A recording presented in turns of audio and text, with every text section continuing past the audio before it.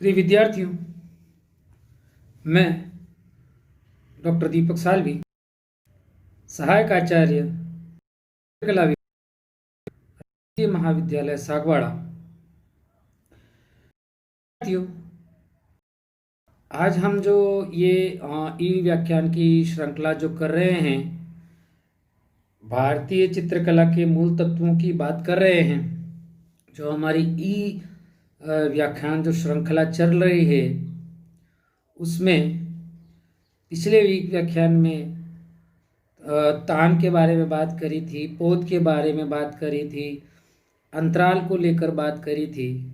तो उसको थोड़ा सा आगे बढ़ते हुए स्पेस डिवीजन, अंतराल विभाजन के बारे में हम थोड़ा सा और पढ़ेंगे कि कलाकार कलाकृति का जो विभाजन है, अपना जो चित्र धरातल है, उसमें किस प्रकार से अंतराल विभाजन करके कृति में एक विशिष्टता प्रदान करता है और अपनी कलाकृति को आकर्षक बनाता है, जो कि दर्शक को स्वतः ही अच्छे लगने लगे, दर्शक को आकर्षित करने लगे। तो हम अंतराल के बारे में कुछ आगे की बात करेंगे। अंतराल का विभाजन के अंतर्गत तो किसी भी कृति की रचना करने से पूर्व चित्र धरातल संतुलित होता है, लेकिन जैसे ही कलाकार उस पर कोई आकार या चिन्ह उपयोग में बनाता, अंतराल का प्रादुर्भाव हो जाता है। इसके पश्चात कलाकार उन आकारों एवं चित्र धरातल के बीच समन्वय एवं सामंजस्य स्थापित करता है और आकर्षक कृतियों का निर्माण करता है। अंतराल विभाजन की अनेकों पद्धतियां होती है, परंतु प्रमुख रूप से दो विभक्तियां जो है वो ट्रेडिशन जिसको बोलते हैं प्रचलित है, जो इस प्रकार है। सम विभाजन, फॉर्मल डिवीजन, चित्र धरातल को बराबर भागों में विभाजित करना सम विभाजन के अंतर्गत आता है। अर्थात चित्र तल पर रेखा व रूपाकारों का भार चारों ओर से समान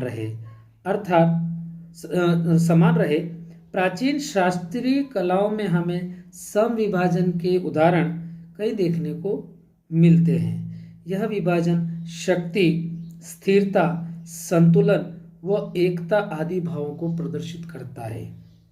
असम विभाजन, इनफॉर्मल स्पेस डिवीजन। सम विभाजन मतलब कोई कलाकृति है, उसका मान लो कोई अपने पास आयताकार कलाकृति है, आयताकार चित्र धरातल है, उसके बीचों बीच रेखा खींच दी, सीधी खड़ी रेखा है बीचों बीच खींच दी, उसी प्रकार से सीधी आड़ी रेखा को बीचों बीच खींच दी। तो ये अपना जो चित्र धरातल है वो बराबर चार भागों में बट गया। ये सम विभाजन का एक नमूना हमको दिखाई देता है।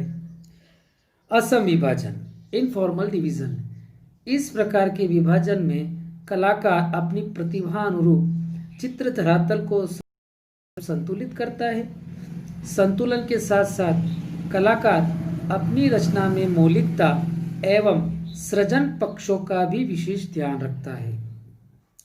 चित्र धरातल की असमानता कृति में गतिशीलता और रोचकता का सृजन करती है। आधुनिक कला में इस प्रकार का अंतराल विभाजन हमें अधिक देखने को मिलता है। जैसे कि एक आयताकार कोई कृति है, तो उसके थोड़ा बीच से थोड़ा हट के एक लाइन खींचना, आड़ी लाइन खींचना, और एक थोड़ा बीच हट कम से ज़्यादा लाइन खींचना, तो वो चित्र धरातल जो है वो असम विभाजन के अंतर्गत आता है। फिर एक साइड में डार्क कलर का उपयोग करना, जो कि चित्र को संयोजित करने के लिए कार्य में लेना। तो दूसरी ओर आप उसी में एक तरफ लाइट कलर, एक तरफ लाइट डार्क कलर, इस प्रकार से रेखाओं के असम विभाजन से हम या कलाकार कलाकृति को विभाजित कर सकते हैं। स्वर्णिम विभाजन पद्धति, ये एक प्रिंसिपल गोल्डन सेक्शन होता है। गोल्डन सेक्शन के अंतर्गत किस प्रकार से बहुत ही अच्छा खूबसूरत हम विभाजन कैसे करें, ये उसका सिद्धांत है। इस प्रकार के अंतराल विभाजन सर्वश्रेष्ठ कहे जा सकते हैं, जिसमें एकता और रोचकता दोनों ही तत्व सम्मिश्रित होते हैं। विश्व के प्राचीन विश्व के प्राचीन कलाकारों ने इस प्रकार के अंतराल विभाजन का प्रयोग कर सर्वश्रेष्ठ कलाकृतियों का निर्माण किया है। स्वर्णिम विभाजन कला रचना में उस गणितीय संबंध को कहा जाता है जिसमें चित्रभूमि को इस प्रकार से विभाजित किया जाए कि सबसे छोटा व सबसे बड़े भाग के बीच बीच वही अनुपात हो जो बड़े भाग का संपूर्ण विभाजन से हो। इसको मैं कोशिश करता कि आपको इसको स्वर्णिम विभाजन पद्धति प्रैक्टिकल करके भी बताता।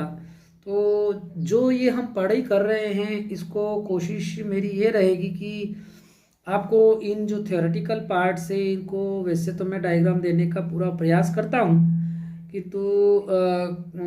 कोई चीज़ समझ में अगर प्रैक्टिकली में सामने होके आपको थोड़ा सा बताता तो ये आपको जल्दी समझ में आ जाते। और भी वैसे डायग्राम से मैंने मोस्ट प्रोबेबली कोशिश की है कि आपको मैं ये थोड़ा बता दूं, फिर भी आपको प्रैक्टिकली करके बताएंगे इसको। अब है चित्रभूमि के धरातल में चित्रभूमि के अंतराल में रूप की व्यवस्था। इसके अंतर्गत वस्तु आकृति अपने परिमाण के अनुसार चित्रभूमि पर स्थान घेरती है, मतलब अपने आकार अनुरूप अपना चित्र धरातल पर स्थान लेती है। यह चित्रभूमि द्विआयामी होती है, परंतु यथार्थ जगत में वस्तुएं त्रिआयामी होती है। इस नियम अथवा सिद्धांत का सर्वाधिक प्रयोग गणवादी कलाकारों ने किया है। उन्होंने रूपाकारों को एक ही स्थान में विभिन्न कोणों से देखने की व्यवस्था प्रदान की है, अर्थात द्विआयामी व त्रिआयामी प्रभाव एक ही साथ उत्पन्न कर अंतराल एवं काल को नई दिशा एवं दशा दी है। कलाकार कलाकृति की रचना करते समय कई प्रकार की विधियों का प्रयोग करता है, जो इस प्रकार है। अति आच्छादित तल, आकारों में विभिन्नता, आकार की स्थिति, रेखीय क्षय वृद्धि, वातावरणीय क्षय वृद्धि आदि। अब आता है जो महत्वपूर्ण है, हम इसको क्यों पढ़ रहे हैं, कलाकार के लिए अंतराल का क्या महत्व होता है। Importance of space. अंतराल समस्त कला तत्वों का आधार है। अंतराल के अभाव में संयोजन की कल्पना असंभव सी प्रतीत होती है। विचारों को मूर्त रूप देने के लिए किसी बाह्य धरातल की आवश्यकता होती है। यह धरातल ही अंतराल होता है। कलाकार को विभिन्न प्रकारों से अंतराल विभाजन का निरंतर अभ्यास करना बहुत महत्वपूर्ण, अभ्यास करता रहना चाहिए। अनेक रूपाकारों को अनेकों प्रकारों से संयोजित एवं सम्मिश्रित करते रहने से कलाकार के सृजनात्मक गुणों का विकास होता है। तो प्रिय विद्यार्थियों, ये आज जो मैंने जो बात बोली है, इसको आपको समझना चाहिए कि अभी से पहले जो 2-4 लेक्चर थे इससे पहले के आज के समय, तो इसमें हमने अंतराल विभाजन और कला के मूलभूत जो तत्व है, रंग, रेखा, रंग, रूप, तान, पोत, अंतराल विभाजन, स्पेस डिवीजन, तो आपको इनको बेसिक एलिमेंट्स इसी क्षेत्र में यदि आगे आपको पढ़ना है, इसी क्षेत्र में यदि आपको कुछ बनना है, कुछ पढ़ना है, पढ़ाना है, कुछ करना है कला के क्षेत्र में, तो आपको निश्चित रूप से ये व्याख्यानों को वापस देखना चाहिए। मैंने कोशिश ये की है कि अच्छे से अच्छे डायग्राम्स आपको कला के तत्वों के बताने के प्रयास किए हैं, और ये आपको निरंतर प्रयास करते रहना चाहिए। आप मेरे PDF नोट्स लिख लेवें, आपको जो मैंने प्रोवाइड कराए हैं वो आप लिख लेवें, और इन लेक्चर्स के साथ में इनको समझें। यदि किसी प्रकार की कोई समस्या आती है तो आप मुझसे संपर्क करें। तो प्रिय विद्यार्थियों, ये कला के मूल तत्वों के आगे हम बात करेंगे प्रिंसिपल्स ऑफ कंपोजिशन, संयोजन के सिद्धांत, कि हम जो कोई कलाकृति में, हम या कलाकार कोई कलाकृति में संयोजन करता है तो उनके क्या क्या सिद्धांत होते हैं, वह किन किन सिद्धांतों की पालना करता है, किन किन सिद्धांतों का वो आत्मसात करके अपनी चित्ताकर्षक कृतियों का निर्माण करता है। तो ये बहुत ही महत्वपूर्ण, कला के मूल तत्वों के बाद ये बहुत ही महत्वपूर्ण आपका बिंदु है। इसको आपको समझना चाहिए, प्रैक्टिकली भी समझना चाहिए, थ्योरेटिकली भी समझना चाहिए। तो आपके आते हैं संयोजन के सिद्धांत, प्रिंसिपल्स ऑफ कंपोजिशन। आकारत कला के मतलब दृश्य कला के मूल तत्वों की विवेचना का ज्ञान होने मात्र से चित्र रचना का निर्माण संभव नहीं। चित्र के इस महत्वपूर्ण कार्य में चित्र संयोजन का विशेष महत्व है, जिससे कलाकार सुंदर से सुंदर और आकर्षक से आकर्षक कलाकृतियों का निर्माण करता है। कलाकार विभिन्न अभाषित अनेकों रूपाकारों के बुद्धि चातुर्य से रंगों, रेखाओं एवं आदि के संयोग से मन भावन संयोजन तैयार कर भावों भावों भावों को साकार रूप प्रदान करता है। संक्षेप में दो या दो से अधिक कला तत्वों की तुलना, कला तत्वों की का संतुलन या सामंजस्य संयोजन कहलाता है। चित्र के सभी तत्वों आदि को संयोजन के नियमों के आधार पर अथवा सुनियोजित करके प्रयोग में लाना ही संयोजन के अंतर्गत आता है। इन्हीं तत्वों के सशक्त सुनियोजन के आधार पर ही कलाकार अपनी अभिव्यक्ति को आकर्षक व सौंदर्यपूर्ण बनाता है। संयोजन चाहे वस्तुनिष्ठ हो, ज्यामितीय अथवा सूक्ष्म हो, संतुलन और आकर्षण के नियम उन्हें समान रूप से प्रभावित करते हैं। किसी भी कलाकृति का मूल्यांकन करने में संयोजन के सिद्धांतों को ही आधार माना जाता है।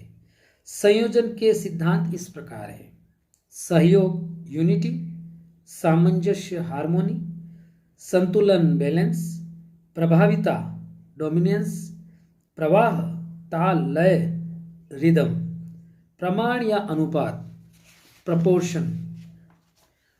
इसमें सभी के ऊपर अपन छोटी छोटी विवेचना से हम डिटेल में ई लेक्चर के अंतर्गत पढ़ेंगे कि प्रत्येक संयोजन के सिद्धांत का क्या डिस्क्रिप्शन है, प्रत्येक संयोजन के सिद्धांत की क्या परिभाषा है, उनका क्या अर्थ है और कलाकार उनको कैसे अपने कृतियों में प्रयुक्त करता है, इसके बारे में अपन समझने का प्रयास करेंगे।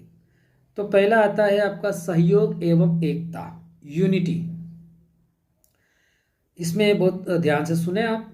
सहयोग से तात्पर्य संयोजन के अंतर्गत प्रयोग में आने वाले विभिन्न तत्वों के मध्य एकता व समानता, जिसमें संपूर्ण संयोजन एकता के सूत्र में समा जाए, अर्थात कला के मूल तत्वों का एक दूसरे के साथ एकत्व का भाव बना रहे। सहयोग का उद्देश्य चित्र को अनेक आकर्षण केंद्रों से बचाना है। प्रत्येक चित्र का अपना एक लक्ष्य होता है और जब उसके सभी तत्व एक दूसरे से संबंधित होकर एक ही लक्ष्य को लक्षित करते हो, तभी चित्र में सहयोग का भाव उत्पन्न होता है। चित्र में चित्रित अनेक रूपाकृतियों तथा रंग एक दूसरे से इस प्रकार जुड़े हों कि संपूर्ण चित्र एक ही संयोजन प्रतीत हो। मूर्त रूप में चित्र की विषय वस्तु चाहे कुछ भी क्यों न हो, उसकी सफल अभिव्यक्ति के लिए सहयोग की उपस्थिति होना आवश्यक है। तो प्रिय विद्यार्थियों, ये हम अब कला के मूल तत्वों से, चित्रकला के मूल तत्वों से आगे बढ़ते हुए, कला के मूल तत्वों के ई व्याख्यानों से आगे बढ़ते हुए आज हम संयोजन के सिद्धांत के बारे में पढ़ा। हमने प्रिंसिपल्स ऑफ कंपोजिशन के बारे में पढ़ा। तो प्रिंसिपल्स ऑफ कंपोजिशन कितने प्रकार के होते हैं? 6 प्रकार के होते हैं: सहयोग, सामंजस्य, संतुलन, प्रभाविता, प्रवाह, प्रमाण या अनुपात। तो आप सहयोग के बारे में आज मैंने डेफिनेशन बताई है। अगले ई लेक्चर में हम आगे संयोजनों के सिद्धांत के बारे में और अधिक विस्तार से हम स्टडी करेंगे। और आपका समय नज़दीक है, आपको 25 जनवरी से 5 फरवरी के आसपास आपको आपकी सबमिशन फाइल जमा करानी है। कुछ विद्यार्थी मेरे पास आते हैं, वो फाइल को चेक कराते हैं, तो आप भी एक एक करके या चाहे तो में से चेक कराने आ सकते हैं। सबमिशन फाइल पूर्ण होना आवश्यक है। ये 30 नंबर का है, जिसके अंतर्गत आपको 100 से 150 स्केच, 5 स्टिल लाइफ कलर और 3 स्टिल लाइफ पेंसिल शेडिंग से आपको बनानी है और जल्द से जल्द इनको जमा कराएं। Thank you.